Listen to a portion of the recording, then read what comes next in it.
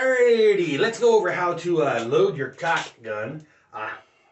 Maybe you know how to do this, maybe you don't. If you're watching this, you probably don't, right? If you do know how to load it, then you probably don't need to watch. Button on the back of the caulk gun. Push it in, pull your thing back. That's pretty easy so far. That's your first step. Then you need to get your caulking. And we're loading it with liquid nails, concrete, and mortar repair.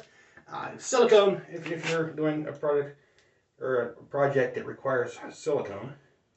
But you get yourself a razor knife, razor blade. You're going to cut the tip of that off. I like to do mine at a slight angle, but sometimes straight across works better, depending on the project you're going to work on.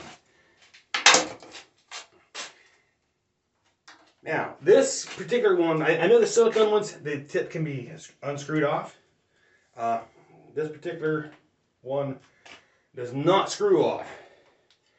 Either way, if you have the one that screws that you can screw it off, you just poke something to the little, I don't know, tinfoil-ish thing that's plugging it. If not, take a nice long little thing here, shove it down in, pull it out. You'll get a little bit of caulk on there. Pull that back up out of the way. You slide your caulk tube into the receiver there, pull the front down, and then tighten that up as you need. Now, of course, we just tightened it up to you're ready to start. You'll go a little bit, get a little bit more tight.